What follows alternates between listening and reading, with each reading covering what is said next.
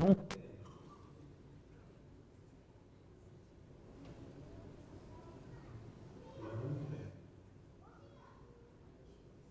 você vai poder ter a sua camiseta também. Já fizemos o pedido e assim que chegarem, fica atento para você adquirir a sua, porque a ideia é termos a Semana Santa em abril com todos com a camiseta. Tá bonito. Uma igreja toda padronizada, com a presença do pastor Ayrton Keller, de 13 a 20 de abril, num projeto de evangelismo para toda a cidade de Porto Alegre. Então é importante que você esteja inserido nesse programa, participe e tenha a sua parte, assim, muito decisiva também, assistindo o filme com uma família e tal, etc. Falando em família, eu estou muito feliz em ver uma família aqui de amigos que tem, o Neto e a Deinha. E hoje, acompanhado aí da filha, que bacana. Bom vê-los.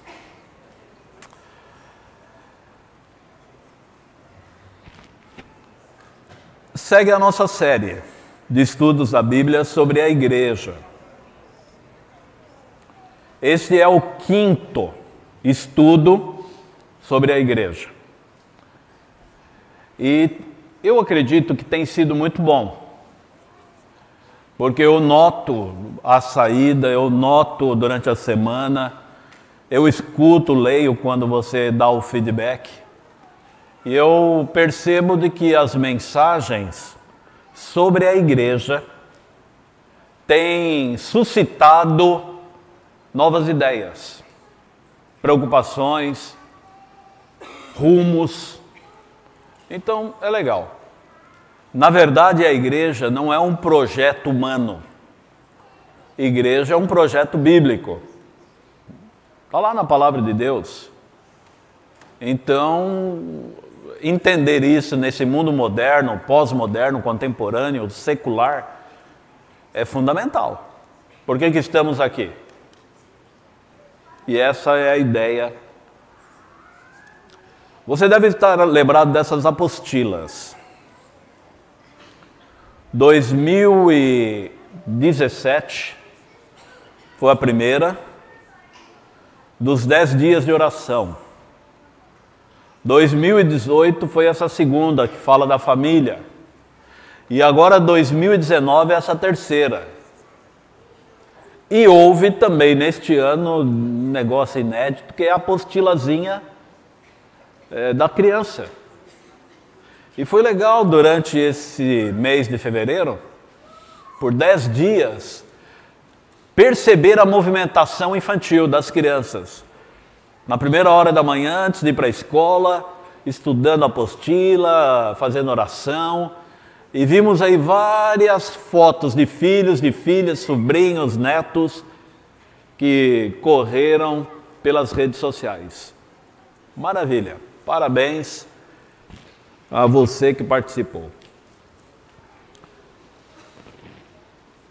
Foram 2 sábados seguidos que eu falei sobre o projeto, enfocando a espiritualidade da igreja. Acho que você deve estar lembrado. 2 sábados. Hoje eu quero continuar na apostila. Ai, pastor, mas acabou 10 dias. Acabou. Só que se você notar no meio da apostila, no meio, ela acabou no meio. No meio começa essa nova sessão. Primeiro Deus, reavivados por sua palavra, em que você, a cada dia, pela manhã, na primeira hora do dia, você lê um capítulo da Bíblia. Ontem foi Números 23, hoje Números 24, amanhã Números 25. Por isso eu quero animar a você a continuar na apostila. Porque essa apostila segue conosco, dirigindo o estudo até o final de março, terminando com a Semana Santa. Então é importante você estar linkado, ligado, conectado com o programa da igreja. Estudar a Bíblia na primeira hora do dia, um capítulo. Ontem foi 23, hoje é 24. Se você ainda não leu, ao voltar para casa, leia. E eu tenho quase certeza que você vai querer ler. Por quê? Porque o sermão que eu escolhi fazer é sobre Balaão.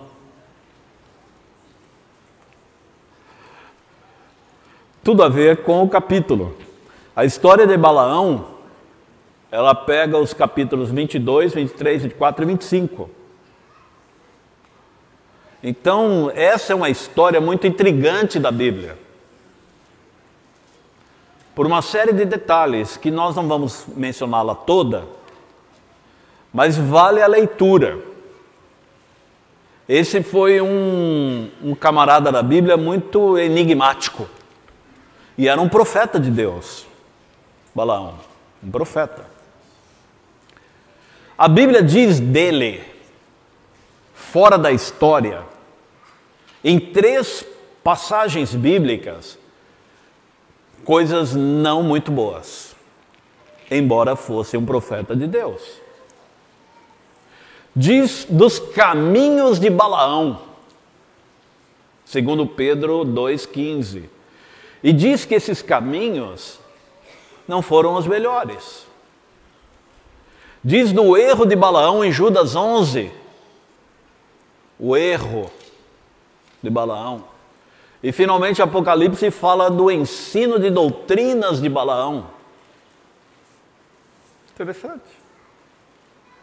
Merece uma leitura, um estudo mais apurado. Quais seriam essas doutrinas?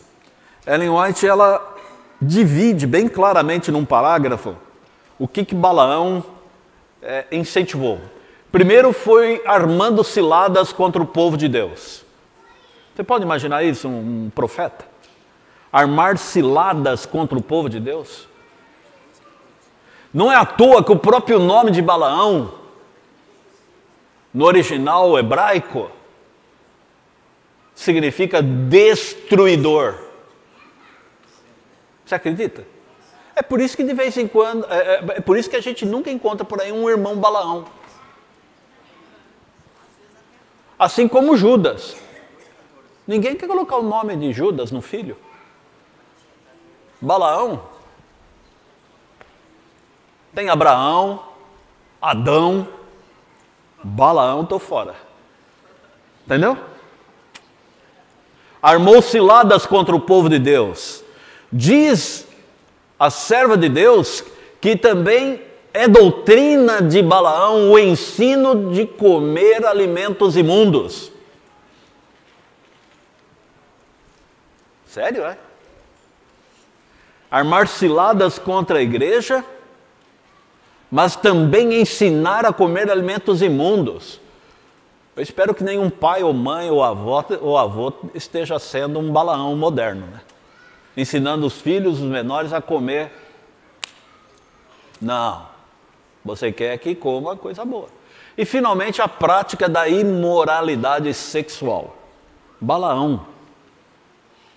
O que Balaão não conseguiu fazer contra o povo de Deus, ele então ensinou o inimigo a se infiltrar no meio da igreja, através da prática sexual. Coitado do Balaão. O Balaão era um profeta de Deus, mas ele é mencionado na Bíblia por algumas coisas interessantes. E os comentaristas também mencionam isso. Ele é chamado de feiticeiro. Nunca se esqueça, estamos falando de um profeta. Mas ele é mencionado como feiticeiro, adivinho, oportunista, mercenário, manipulador, famoso e poderoso. adjetivos que qualquer um de nós ficaria envergonhado se fosse atribuído a mim ou a você. Mas foi a Balaão. Se pensarmos que isso tudo se aplica a um profeta, nós poderíamos, quem sabe, dizer dos pastores modernos, profetas, homens e mulheres, anciãos, líderes com responsabilidade nas igrejas. É muito comum hoje se identificar pastor como um aproveitador.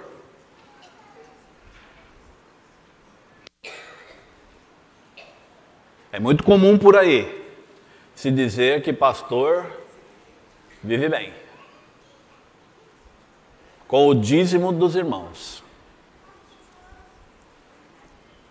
É comum.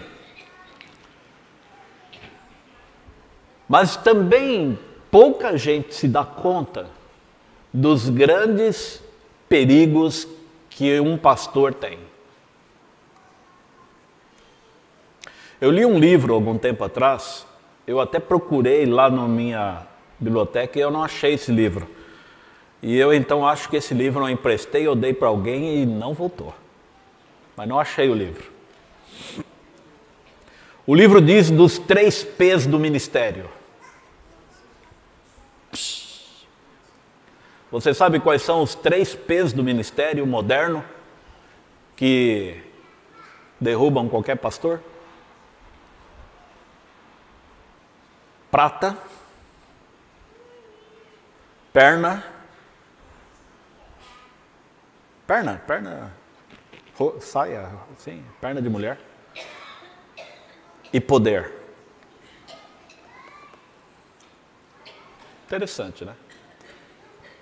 Prata, perna e poder. Balaão falhou como pastor, como profeta. Por quê? Porque Moabe e Midian não conheciam o poder de Israel. Eles apenas tinham medo de Israel. E Balaão era profeta naquela região. Ele tinha a missão de animá-los. Mas Balaão só enxergava prata. Essa era a visão de Balaão. Balaão alugou os serviços espirituais que ele realizava como líder espiritual. Ele alugou, ele prostituiu o chamado de Deus. Isso é muito grave. Deus escolhe alguém e essa pessoa diz, ótimo, vou ficar rico com isso.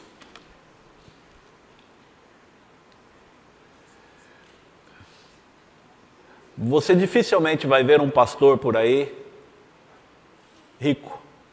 Estou falando da igreja adventista. Fora, o pastor anda de jatinho, mora numa cobertura, etc. Aí são outras coisas. Mas um pastor adventista do 7º dia, você vai sempre vê-lo vivendo de maneira econômica, bem de vida, mas econômico, sem passar fome, sem necessidade, seus filhos bem criados, o suficiente.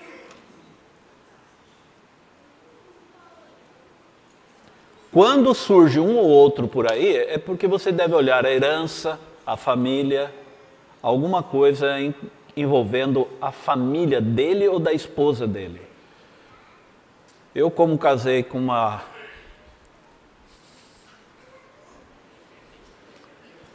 não rica,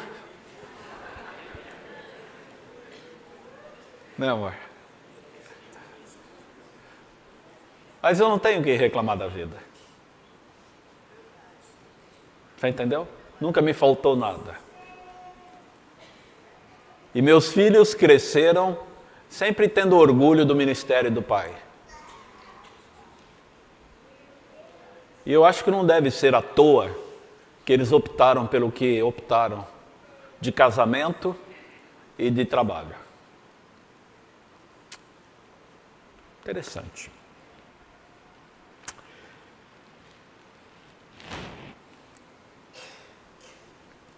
Isso é um problema. De Balaão? Sim. Mas da igreja? Também. Porque assim como tinha Balaão, tinha Balaque. Se tinha o corrupto, tinha o corruptor. Se tinha aquele que vivia pelo dinheiro, tinha aquele que negociava qualquer coisa pelo dinheiro, para buscar e obter o que desejava. A verdade é que se esperava que Balaão, quando recebeu a visita dos mensageiros de Balaque, o rei, ele tivesse despedido os mensageiros e dito imediatamente para eles: olha, eu não tenho nada contigo, não tenho como negociar o que vocês pedem. Mas o seu coração desejava recompensas. A verdade é que todo cego espiritual, ele será ávido material. Você conhece alguém que trabalha pelo cifrão? Precisa de espiritualidade. Precisa de Deus, de igreja, de Bíblia. Porque a falta da cruz revela o cifrão no olho. A falta da cruz. Se a cruz não brilha, o cifrão brilha. Que coisa, né? E quando a cruz brilha, o cifrão desaparece. Fica pequeno, sem valor, quase imperceptível. Pobre Balaão. Em algum momento da história, você vai encontrar isso no capítulo 23, chegou a dizer retoricamente, que preferia a morte dos justos, que gostaria de morrer como aquele povo que ele estava para amaldiçoar. Mas foi uma expressão retórica, porque nós todos queremos a morte dos justos quando ela chegar. Nós buscamos o reconhecimento do justo. Quem de nós não quer a recompensa do justo? Mas poucos de nós queremos a vida de comunhão do justo. Poucos de nós queremos a entrega completa e total da vida deste homem ou mulher. Evitamos compromissos com a causa de Cristo, mas queremos o fim do justo. Queremos a morte do justo, mas não queremos pagar o preço de uma vida de dedicação, de compromisso, de entrega, de renúncia e de comunhão. Não tem como. Não tem como. Ah, meus queridos amigos, eu fico imaginando quanta coisa poderia ser diferente se simplesmente você ou eu pagássemos o preço. Mas Balaão ficou conhecido pela jumenta. Tudo que eu falei até agora talvez para você fosse um pouco assim, sem sentido, porque você não conhece a história toda. Mas a da jumenta você conhece. Jumento é um animal dócil, trabalhador, e foi também usado por Jesus quando quis entrar em Jerusalém como um rei. Ele sentou-se num jumentinho.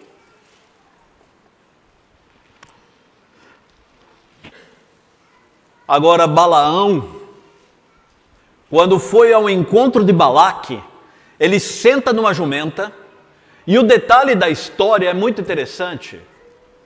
O rei manda um grupo de mensageiros chamá-lo para amaldiçoar o povo de Israel. E ele nega. O rei manda um segundo grupo mais poderoso, com mais dinheiro, com mais ouro, com mais prata. E ele já poderia ter rechaçado o grupo. Mas ele diz: não, durmam aí que eu vou falar com Deus essa noite e amanhã eu dou resposta. E o grupo dormiu imaginando, vai rolar.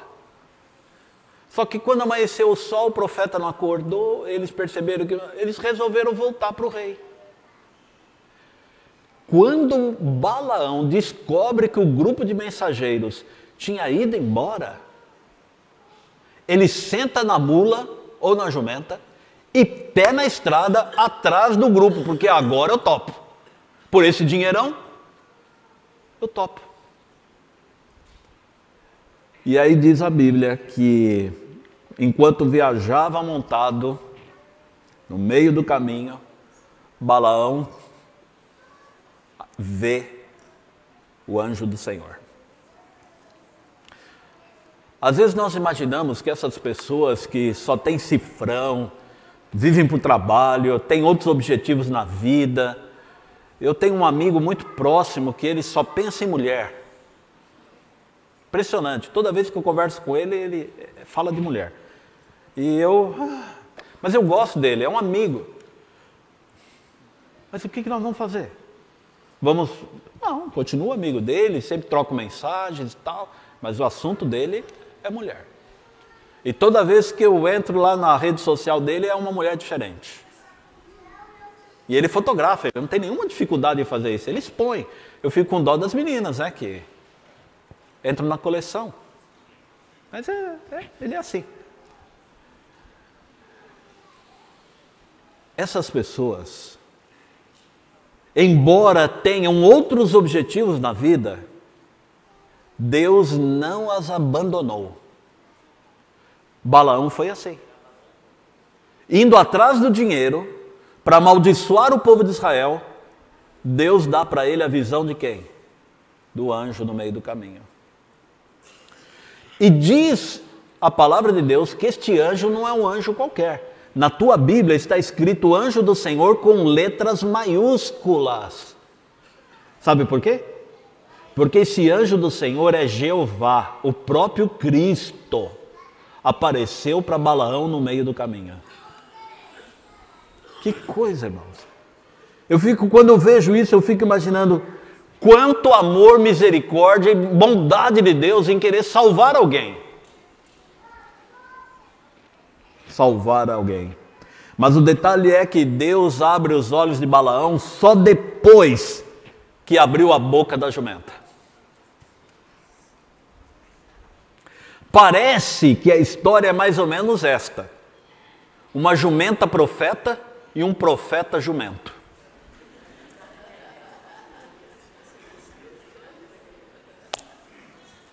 Ele vê o anjo, mas só depois que a jumenta fala.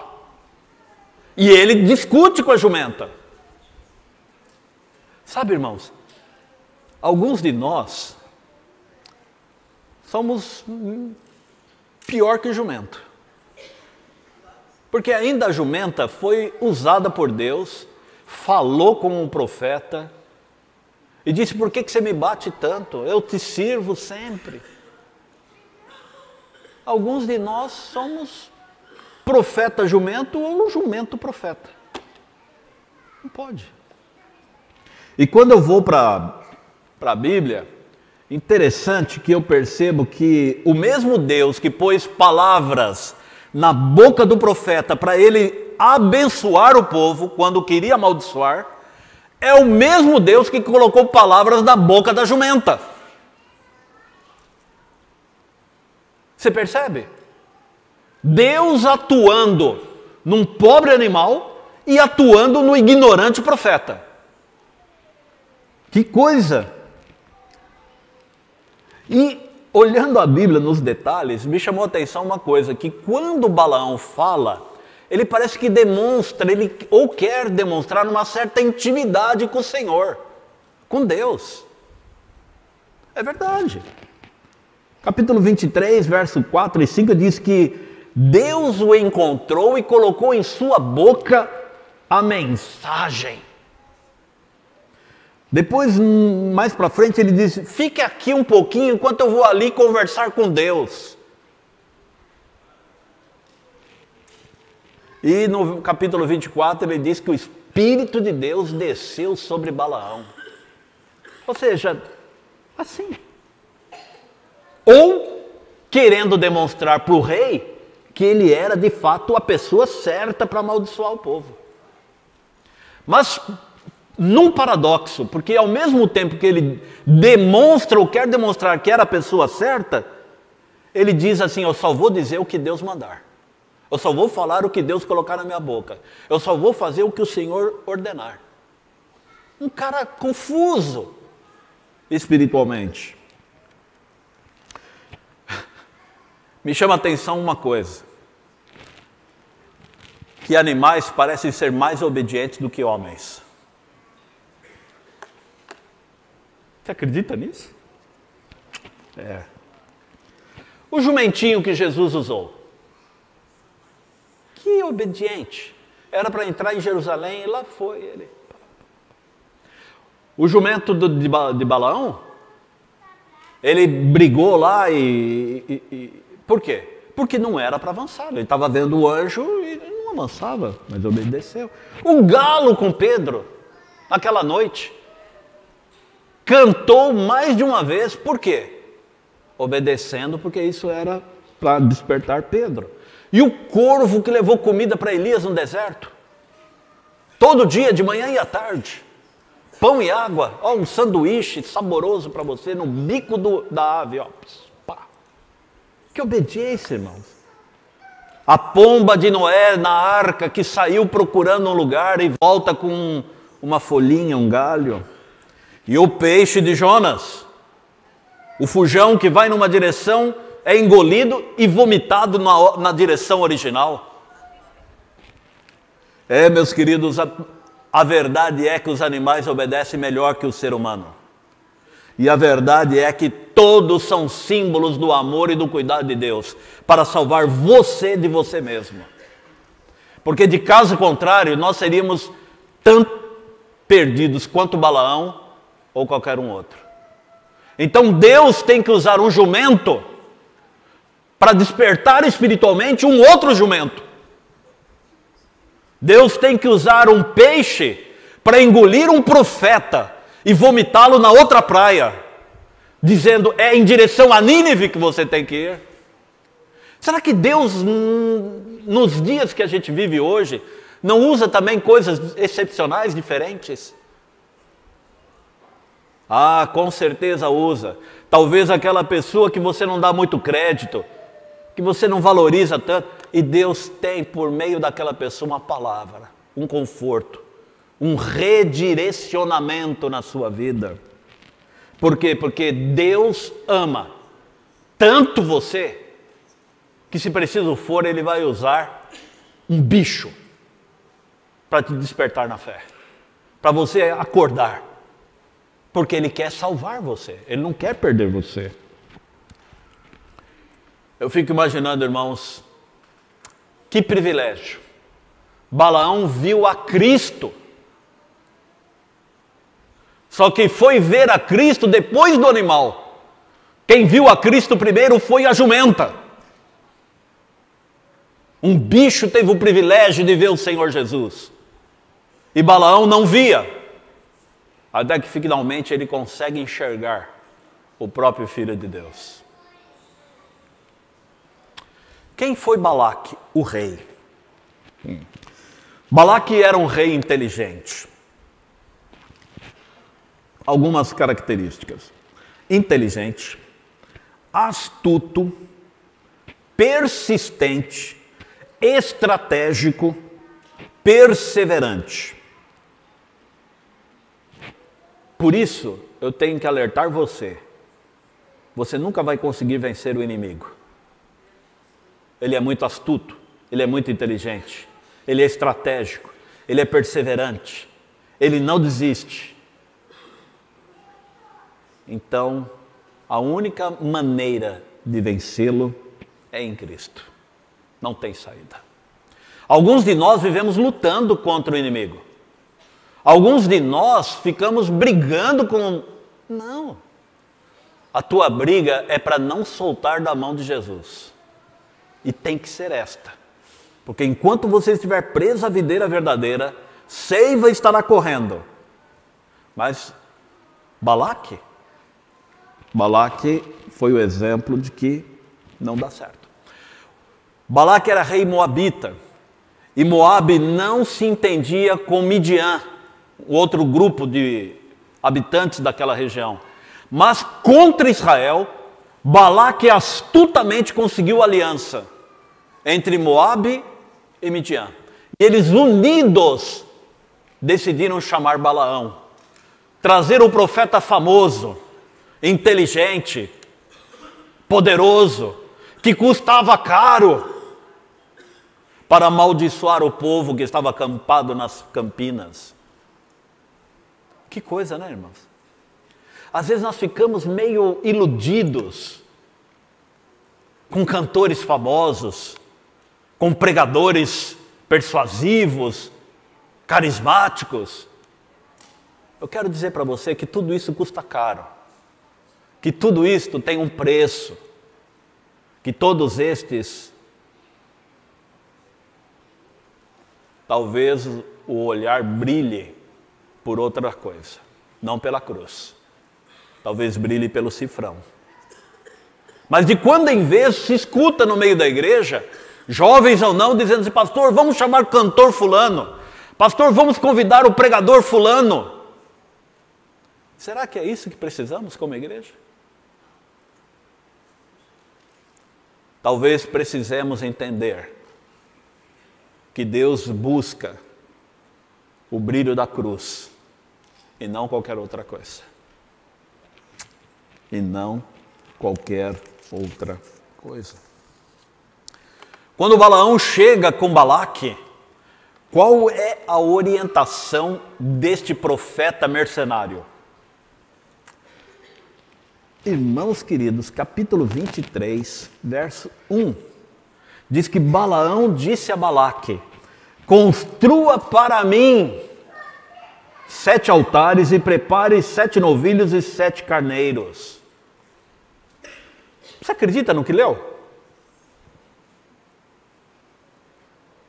Construa para mim 7 altares com o sacrifício de 14 animais. Meus queridos, na verdade, 7 altares, 14 animais, em 3 ocasiões diferentes, Balaão diz: construa para mim. Sacrifícios, altares, eles não eram construídos para o profeta, eles eram construídos para o Senhor. Os animais eram mortos e sacrificados para o Senhor. A carne era consumida, queimada, e não precisava de 7. Um só altar era suficiente. Mas Balaão, famoso, poderoso, ambicioso, estratégico, e 7, para dar a impressão, a plenitude das coisas.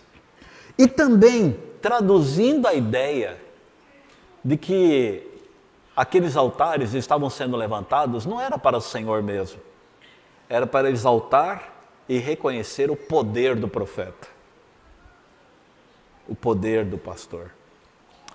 Eu não me esqueço de quando fui pastor de uma igreja aqui do Brasil, que alguém para cantar na minha igreja disse assim: eu preciso de um camarim com toalhas umedecidas, com um inalador assim para produzir dilatação ou relaxar as cordas vocais, e de preferência uvas, morangos e não sei o quê. Eu fiquei olhando assim, eu falei: será que eu estou convidando para vir para cantar? Eu acho que eu errei o convite, não era essa pessoa, eu tinha que ter ligado para... Você entendeu? Irmãos, nós como igreja poderemos estar corrompendo corruptos. Isso é muito forte que eu estou falando, mas eu estou dentro do contexto de Balaão. Nós como igreja corrompendo corruptos, porque concordamos com as cotas, com as taxas, com os cachês e etc. E nós participamos desse processo. Muitos altares, 7. Em 3 ocasiões, então foram 7 vezes 3, 14 animais vezes 3. Imagine a despesa, Balaão era caro. Balaão era poderoso, era forte. Mas esses altares foram construídos por alguns erros seculares da época. Era o conceito que existia. E esses conceitos não mudaram com o tempo. Eles continuam prevalecendo no mundo moderno. O primeiro é que quantidade é mais importante que qualidade. Isso também vale para o Balaão, para o pastor, para o ministro.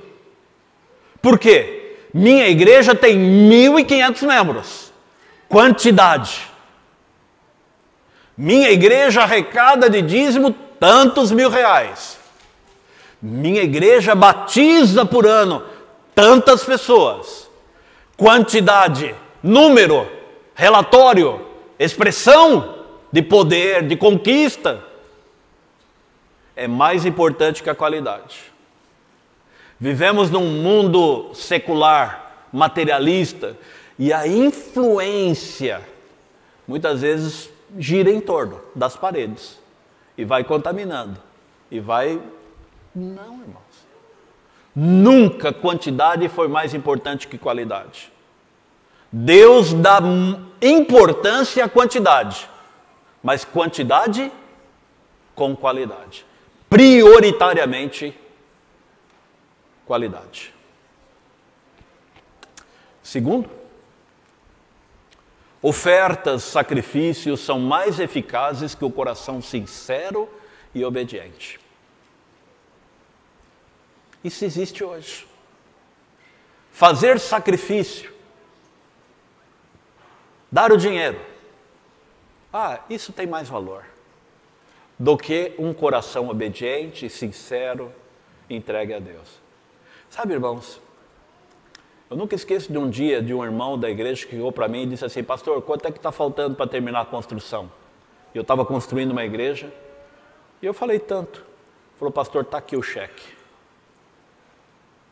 Eu peguei aquele cheque, olhei assim, e era a época do cheque ainda, então era um cheque especial, gordo, bonito assim.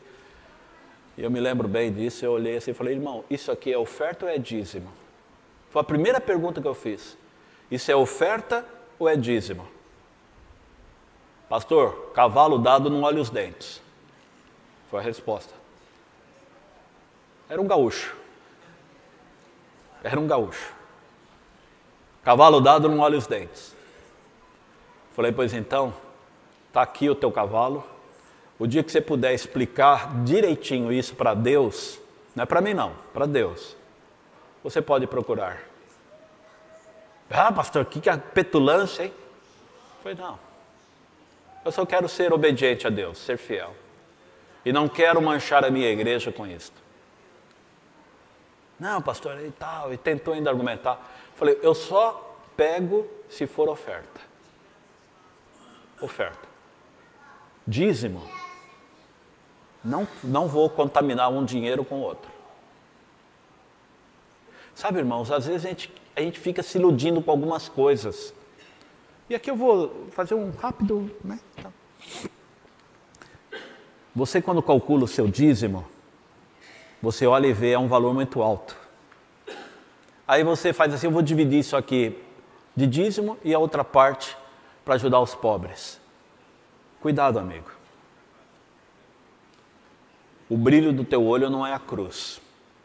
Ou talvez um olho brilhe com a cruz e o outro brilhe com o cifrão. Deus se interessa mais num coração sincero e obediente do que nos seus dízimos e ofertas. Temos que ser fiel nos dízimos e nas ofertas? Temos. Mas Ele quer isto como um ato de obediência. Obediência. Íntegra. 10% de tudo. Não é só...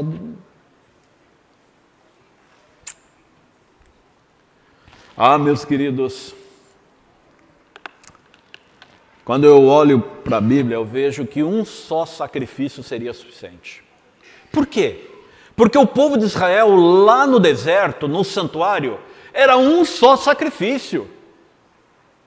Queimava um só animal, na manhã e no período da tarde. Por que Balaão me aparece com 7? Ah, porque Balaão não confiava nos méritos de um único Senhor e Salvador.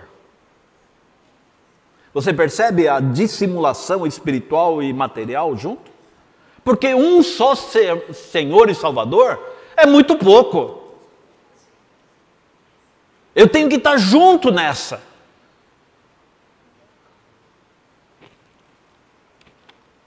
O interessante é que quando eu vou para a Bíblia, eu não encontro nenhum profeta, nenhum sacerdote fazendo ou sugerindo vários sacrifícios. Estão lembrados de Elias no Monte Carmelo? Milhares de sacrifícios aconteceram. Mas Elias levantou um só altar, orou e o fogo caiu sobre aquele animal e consumiu tudo. Meus queridos, alguns conceitos são muito fortes, remontam o tempo bíblico do deserto com o povo de Israel. E pior, que naquele tempo de tanta dificuldade, até ignorância, um profeta de Deus, lá no meio. A história revela 3 pedidos de Balaque, 3 tentativas de abençoar, em 3 lugares diferentes.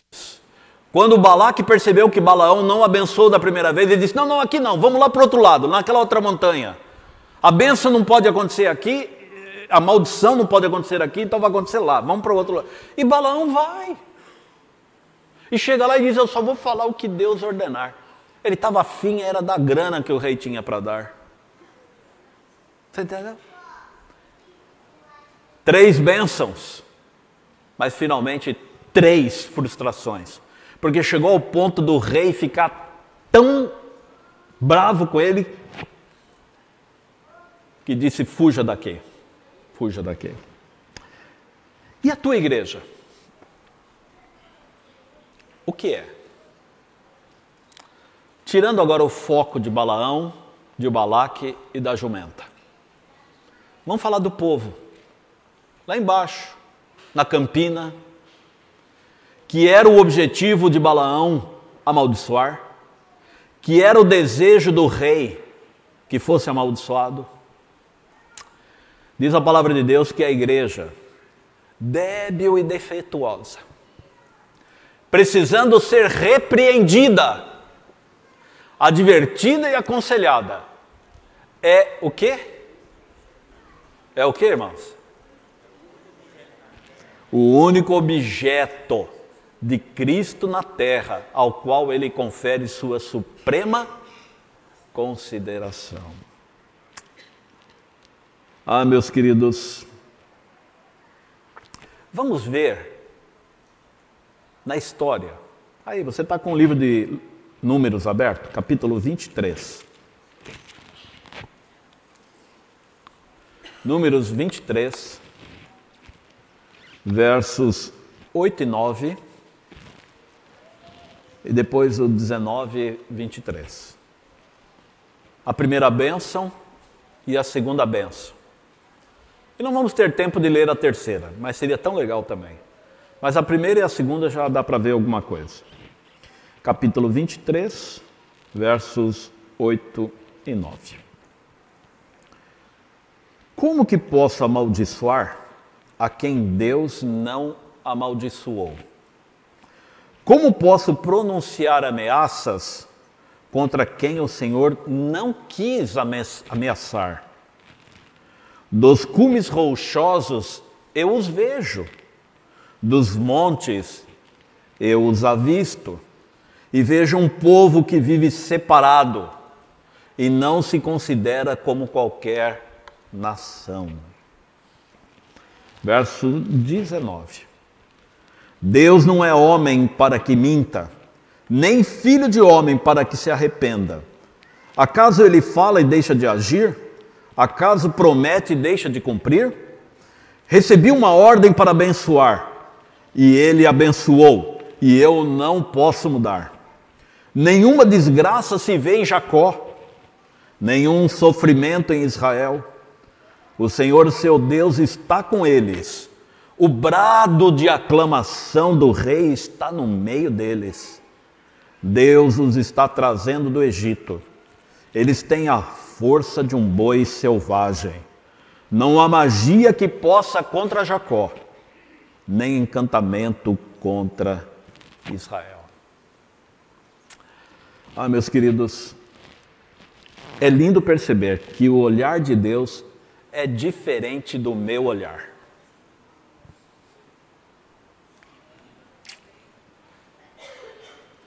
Eu preciso de óculos para enxergar a minha igreja. Mas Deus pode enxergar a minha igreja melhor que eu. Porque Ele vê o que eu não vejo. Ele conhece o coração de maneira que eu não conheço. Deus olha para você com amor e o vê muito melhor do que Balaque estava vendo do alto da montanha, do que Balaão estava vendo do alto da montanha. Ele tem o desejo de amaldiçoar o povo, mas Deus, no alto dos céus, não deixa maldição, transforma em bênção. Por quê? Porque Deus transforma tudo em bênção. Deus usa até uma jumenta para ser uma bênção. Deus usou um grande peixe lá no meio do mar para ser uma bênção para o profeta Jonas. Deus usou um galo cantando à noite para ser uma bênção para o discípulo Pedro. Deus usa uma jumenta como profeta para salvar o coração de um profeta jumento. Por quê? Porque Deus ama, porque Ele transforma em bênção. O que você leu aí no texto? Olha que coisa. Ellen White diz que é uma igreja débil, defeituosa, com problemas e tal, etc. Mas do alto da montanha o profeta vê um povo santo e diferente. Nenhuma desgraça e sofrimento eu vejo no meio desse povo. Como eu posso amaldiçoá-los? O Senhor está com eles. Diz mais, o rei é aclamado no meio deles. Eu fico imaginando quando nós cantamos, quando nós nos reunimos, quando os vizinhos veem você chegar para a igreja, no seu carro, com a sua família, na roupa bonita de sábado, cheiroso, ele fica olhando e vendo se esse povo é diferente. Esse povo é esquisito. Mas eu não vejo problema no meio deles. Eles estão sempre sorrindo. Eles têm a força do boi selvagem. Não há encantamento e nem magia contra eles. Não tem jeito. Isto é o que os olhos de Deus veem. Numa igreja débil, defeituosa, cheia de problemas e com dificuldades. Deus enxerga coisas que só Ele vê, não sou eu e não é você. Só Deus vê. Ah, meu querido. E alguns ainda dizem assim, mas eu conheço muito da igreja. Conhecer muito ou pouco ou quase nada da igreja não muda o que Deus vê na sua igreja, no seu povo. Deus protege sua igreja mesmo que ela não se dê conta, mesmo que ela não perceba, mas Deus está cuidando da sua igreja. Um povo ordenado, disciplinado, zeloso, unido. E mais ainda, quando eu leio aqui a passagem de Números, diz que esta igreja é vitoriosa, porque o Senhor está com eles. O rei é aclamado no meio deles. Que rei é esse? É a pessoa de Cristo. Balaão, na outra maldição ou bênção que ele fala, a do capítulo 24, ele vai falar da estrela, que é Jesus, 1400 anos antes de Jesus nascer. Balaão já estava falando de Jesus, lá no alto da montanha, querendo amaldiçoar o povo, e Deus interveio para que fosse abençoado. Ah, meu caro, apesar das falhas, dos problemas, das lutas que a igreja tem, Deus considera a sua igreja pura, santa, sem mancha.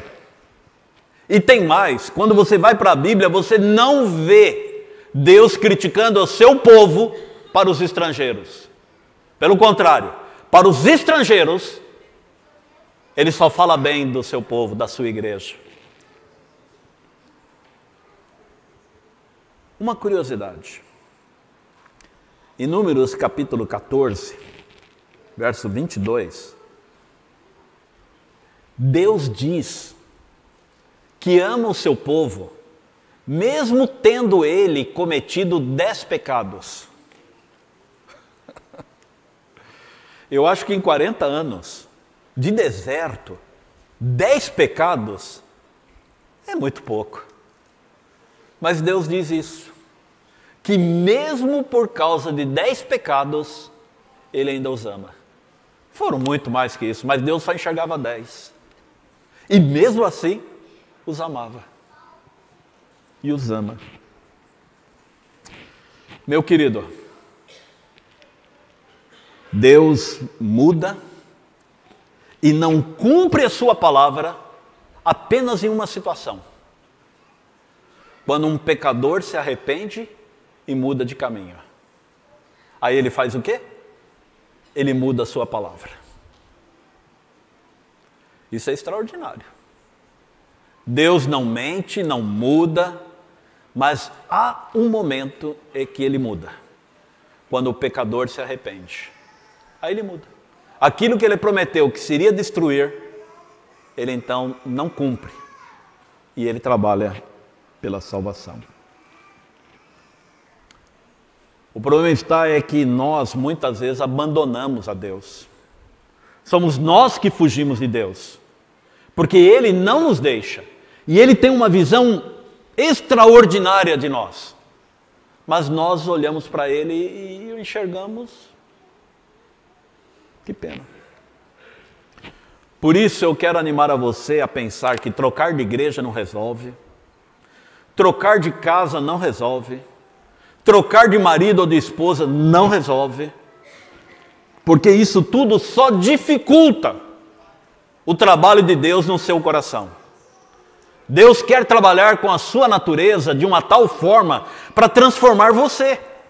Ele quer salvar você, mas de repente você fica atrapalhando Deus. Por quê? Porque você daqui foge para ali, dali você corre para lá, e de lá você volta para cá, aí você troca aqui, você... Como? O Espírito Santo começa a fazer a obra, você desiste.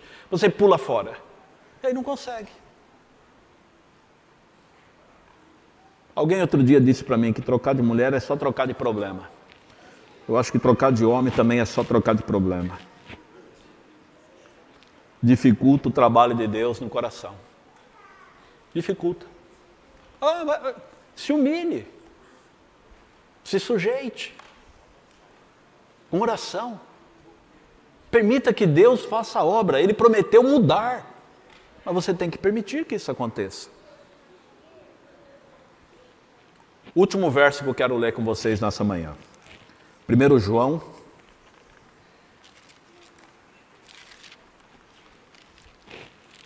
capítulo 5, lá no finzinho da Bíblia. 1 João, capítulo 5, versos 18, 19 e 20. 1 João, capítulo 5, 18, 19 e 20. Sabemos que todo aquele que é nascido de Deus não está no pecado. Aquele que nasceu de Deus Deus o protege. E o maligno não o atinge.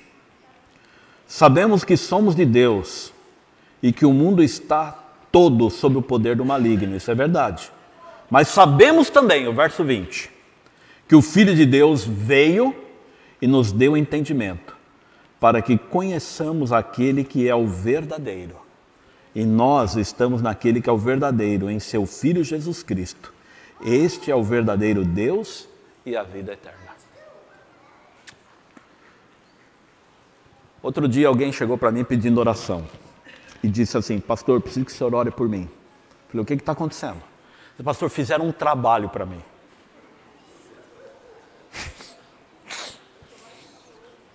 Falei: ótimo, vai buscar o salário. Falei: não, pastor, o senhor não entendeu. O senhor não entendeu. Aí me explicou, né, o trabalho. Aí eu pensei assim: pá, quem nasceu de Deus não é do maligno. Quem nasceu de Deus, ninguém tem poder contra. Até que alguém queira amaldiçoar. Deus vai transformar em quê? Em bênção. Não tem trabalho que pega. Se você nasceu em Deus. Se você ainda está em dúvida, talvez as coisas te perturbem. Quem nasceu de Deus, Deus transforma tudo em bênção. É a vitória. Uma igreja fraca, débil, defeituosa, que precisa ser advertida, corrigida, ainda é o supremo objeto de Cristo na terra, porque o olho dele enxerga diferentemente do que eu enxergo. Glória a Deus por isso, né, irmãos? Que se fosse como eu enxergo, eu acho que já teria descido fogo do céu em algum lugar. Não é como eu enxergo, é como Deus vê a sua igreja. Eu quero animar a você a hoje à tarde continuar lendo a história de Balaão, se você não leu. É rica de detalhes, eu só passei por cima. Amanhã a mesma coisa, e continue durante a semana. Na primeira hora do dia, um capítulo por dia. Só, nada mais. E ore a Deus para que Ele ilumine você a enxergar as coisas que Deus tem a falar ao seu coração, sua família e a sua igreja. Vamos orar? Vamos? Fiquemos em pé para isso.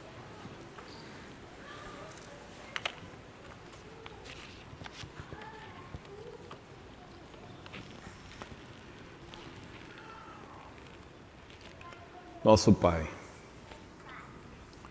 temos muito que agradecer a bênção de a cada semana estar em Tua igreja.